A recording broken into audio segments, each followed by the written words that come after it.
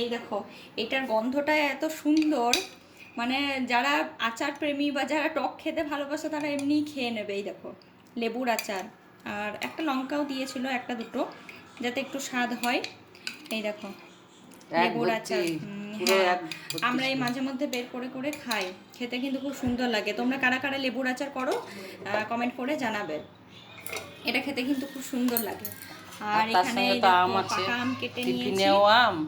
হ্যাঁ, এখন তো আমের এখন 2 মাস এখন আমই চলবে, 2 মাস বা 1.5 মাস, যাই হোক আম খেতেও কিন্তু আমার খুব ভালো লাগে, পাকা আম খেতে। আর দেখো, এবার দেখাই তোমাদেরকে যে আজকে কি কি বানিয়েছি। দেখো, ঘি করলা ভাজা, আজকে ঘি করলা ভেজেছি। আর এখানে আছে যেটা মামুনি বানিয়েছে, আলু পটল আর পেঁয়াজ দিয়ে প্যাকাল মাছের ঝাল, সর্ষে পোস্ত দিয়ে ঝাল, একদম মাখা মাখা বানিয়েছে। এই দেখো প্যাকাল মাছগুলো যেটা ছোট ছোট করে কেটেছি আমি। হ্যাঁ, মুখগুলোকে কেটে ফেলে তারপরে এই দেখো প্যাকাল মাছের ঝাল হয়েছে, এটাও খেতে খুব ভালো হয়েছে। আর এখানে আছে, দেখায়, এই যে সজনে পাতা দিয়ে ডাল করেছি, মসুরের ডাল। এই দেখো, সজনে পাতা দিয়ে মসুরের ডাল করেছি, পেঁয়াজ রসুন ফোড়ন দিয়েছি, পেঁয়াজ রসুন ফোড়ন দিলে একটু খেতে ভালো লাগে। গাছের সজনে পাতা, হ্যাঁ, গাছের সজনে পাতা দিয়ে মসুর ডাল তুলে শাক খাওয়া হয়, তোমার এই ডাল দিয়ে করা হয়। আর এখানে আছে, দাঁড়াও এটাই কি আছে দেখি, এটাই চিচিঙ্গা পোস্ত। এই দেখো চিচিঙ্গা পোস্ত, তোমরা চিচিঙ্গা সবজি তো খাও অনেকে, যারা জানো না তারাও জানার চেষ্টা করবে বা বলবে কেমন। এই দেখো চিচিঙ্গা পোস্ত, এটা কালো জিরে দিয়ে, যারা করো না তারা কমেন্ট করে জিজ্ঞাসা করবে। এটা একটু পেঁয়াজ ভাজা দিতে হয়, অনেকে খায় না এটা, আমরা পেঁয়াজ ভাজা দিলে একটু স্বাদ হয়।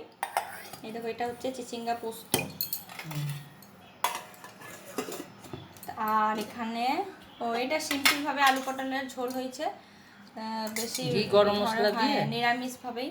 আর পটলের তরকারি করলে আমরা নিরামিষই করি, কোনোদিন পেঁয়াজ রসুন দিই না।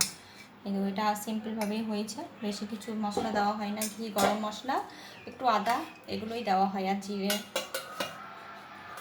আর এখানে এই যে পটল মামুনি ম্যারিনেট করে রেখে দিয়েছিল, মানে ওই যে নুন হলুদ মাখিয়ে রেখে দিয়েছিল, আমি এই লাস্টে ভাজলাম যাতে একটু গরম থাকে। আমাদের দুজনেরই দুটো দুটো করে নেব, কেননা বাপিও খাবে না। হ্যাঁ, আমাদের দুজনে দুটো দুটো করে নিয়ে নেবো আমরা পটল ভাজা।